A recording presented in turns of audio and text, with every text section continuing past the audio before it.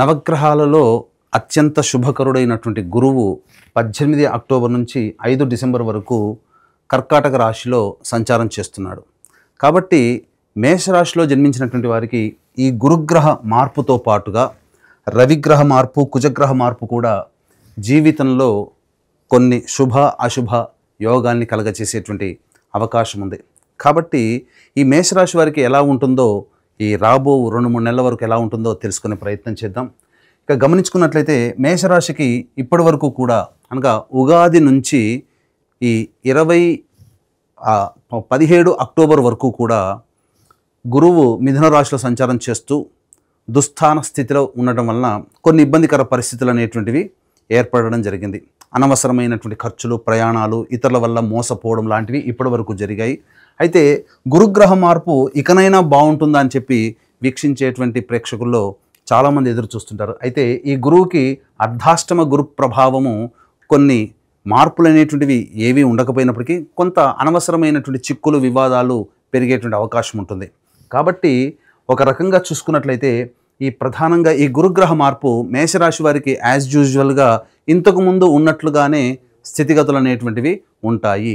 అయితే మార్పు ఎలా ఉండబోతుంది? అర్ధాష్టమ గురు ప్రభావం వలన సాధారణంగా స్థిరాస్తులకి సంబంధించినటువంటి వ్యాలిడిటీ అయిపోతుంది. అంటే ఏమవుతుంది? లిక్విడేట్ చేసుకోవాల్సినటువంటి పరిస్థితి వస్తుంది. అలాగే వాహన కొనుగోలు, వాహన అమ్మకాలు, గృహ అమ్మకాలు ఇలాంటివి జరిగేటువంటి అవకాశాలు ఎక్కువగా గోచరమవుతున్నాయి. ముఖ్యంగా తల్లిగారి ఆరోగ్యం పట్ల శ్రద్ధ వహించాల్సినటువంటి పరిస్థితి. ఈ మేషరాశికి సంబంధించినటువంటి గురువు దుస్థాన స్థితి పొంది ఉన్నటువంటి కారణం చేత ప్రధానంగా ఆరోగ్యం పట్ల శ్రద్ధ వహించాల్సినటువంటి పరిస్థితి. ఎసిడిటీ, ఇండైజెషన్ ప్రాబ్లమ్స్ వాటితో ఇబ్బంది పడేటువంటి అవకాశము. అంతేకాకుండా ముఖ్యంగా ఈ గురుగ్రహ మార్పు వల్ల రాజ్య పదవిలో మార్పు, అంటే ఉద్యోగంలో మార్పు కానీ లేదా బదిలీలకు సంబంధించినటువంటి విషయాలు కానీ జరిగేటువంటి అవకాశం ఎక్కువగా గోచరమవుతుంది. ముఖ్యంగా ఖర్చులు కూడా ఎక్కువగా ఉంటాయి. అయితే ప్రధానంగా గమనించుకున్నట్లయితే ఈ యొక్క మేషరాశి వారికి ఆల్రెడీ వీళ్ళకి ఏలిన నాడిశని ప్రభావం అనేటువంటిది ప్రారంభమైంది. దీంతో పాటుగా గురువు ఇంకా అతిచారముతో ఈ 4వ రాశిలోకి ప్రవేశం చేస్తున్నటువంటి కారణం చేత కొన్ని ఇబ్బందికర పరిస్థితులు. కాబట్టి విద్యార్థులు చాలా కష్టపడితే తప్ప శుభ ఫలితాలు పొందలేనటువంటి పరిస్థితి. అంతేకాకుండా ప్రధానంగా చేస్తున్నటువంటి వృత్తి ఉద్యోగాల్లో మార్పుని కోరుకోవాలని అనుకుంటారు. కానీ ఎట్టి పరిస్థితుల్లో కూడా ఉద్యోగాలు మార్పుకి కొంత సమయం కేటాయించుకోండి. ఉన్న సమయం అనుకూలంగా లేదు. కాబట్టి మీరు చేస్తున్నటువంటి ఉద్యోగంలోనే సంతృప్తి పడేటువంటి అవకాశాన్ని పెంచుకొని కాలం కలిసి వచ్చినప్పుడు అప్పుడు మీరు మార్చుకునే అవకాశాన్ని మీరు ప్రయత్నం మొదలు పెట్టవచ్చు.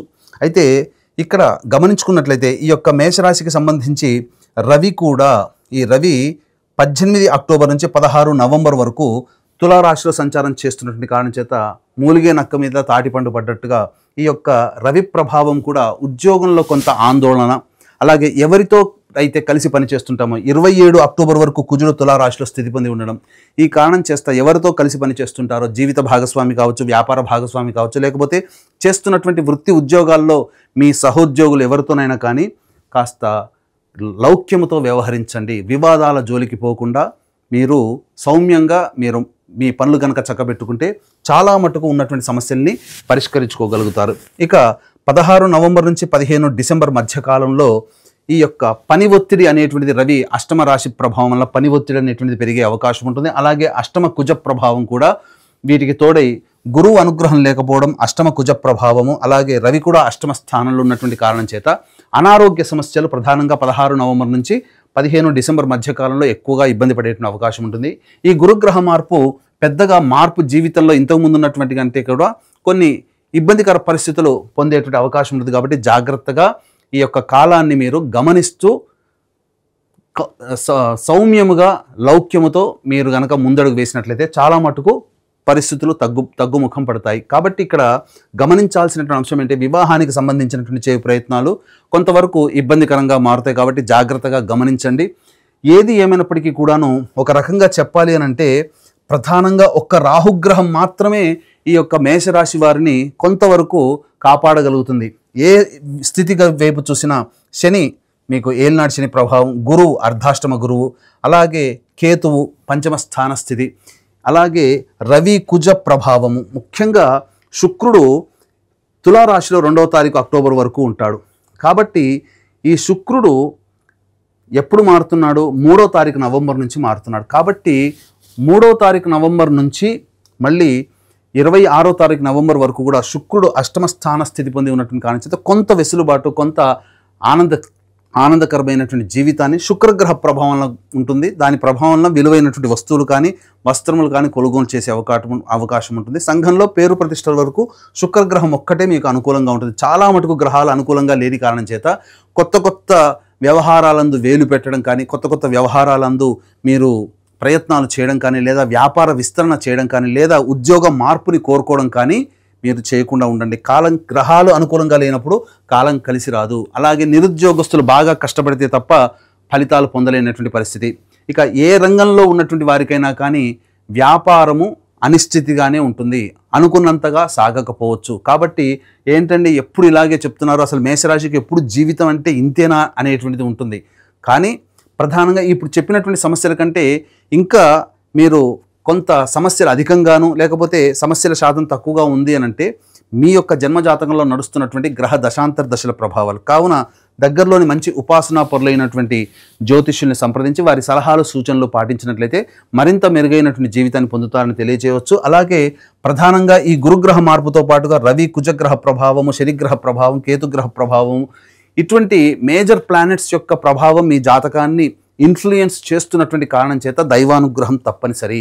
ప్రధానంగా గురువు ఉచ్చస్థితి పొంది ఉన్నటువంటి కారణం చేత లేనిపోని సమస్యలు, ఇతరులు మిమ్మల్ని ఆకర్షిస్తారు. అంటే ఎలా, ఈ రంగంలో పెట్టుబడి పెడితే డబ్బు బాగా పెరుగుతుంది, ఇలా అత్యాశకి గురయ్యేటువంటి అవకాశాలు ఎక్కువగా గోచరమవుతాయి. కాబట్టి జాగ్రత్తలు పాటించండి. ఈ మేషరాశిలో జన్మించినటువంటి వారు ప్రధానంగా దైవానుగ్రహాన్ని పొందే ప్రయత్నం చేయాలి. ఈ గురువు ఒక్క గురుగ్రహాన్ని కనుక మీరు కంట్రోల్ చేయగలిగితే, ఎందుకనంటే ఈ గురువు యొక్క అశుభమైనటువంటి దృష్టి అష్టమ స్థానం మీద, అలాగే ఉన్నటువంటి లాభస్థానం మీద, మరియు జాతకరీత్యా గమనించుకున్నట్లయితే ఈ యొక్క వ్యయస్థానం మీద, ఉద్యోగ స్థానం మీద గురువు యొక్క దృష్టి ఉంది.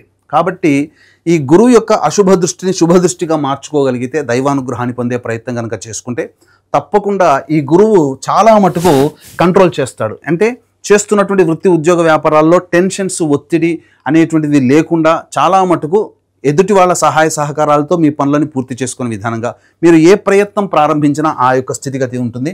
అలాగే వ్యయస్థానం మీదుగా దృష్టి ఉన్నటువంటి మేషరాశి వారి కారణం చేత ప్రధానంగా అనవసరమైనటువంటి ఖర్చుల్ని మీ చేత చేయించకుండా గురుగ్రహం కాపాడగలుగుతుంది.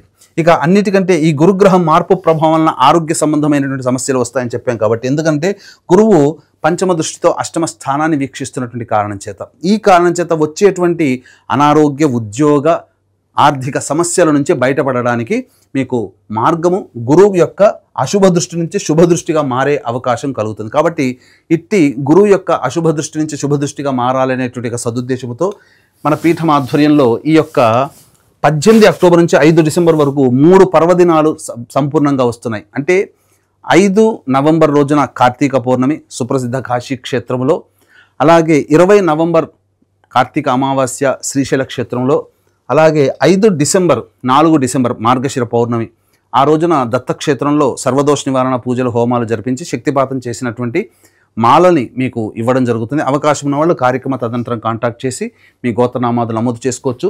ఏది ఏమైనప్పటికీ కూడాను ఇంతకు ముందు వలె సమస్యలు ఉంటాయి, సమస్యల శాతం కొంత పెరిగే అవకాశం ఉంటుంది. కాబట్టి ఈ గురుగ్రహం మార్పు వల్ల మేషరాశిలో జన్మించినటువంటి వారికి ఊహించినటువంటి ఫలితాలు అనేటువంటి శుభ ఫలితాలు కలగాలి అంటే దైవానుగ్రహం తప్పనిసరి. కాలం కలిసి రానప్పుడు మళ్ళీ చెప్తున్నానండి, మేషరాశిలో జన్మించిన వాళ్ళు అధైర్యపడకూడదు, అశాంతికి లోను కాకూడదు.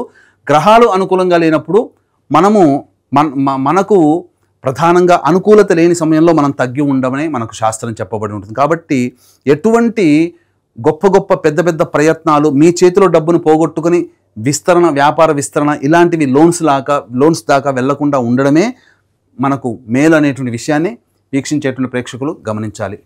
సర్వం శ్రీ ఉమామహేశ్వర పరబ్రహ్మార్పణమస్తు.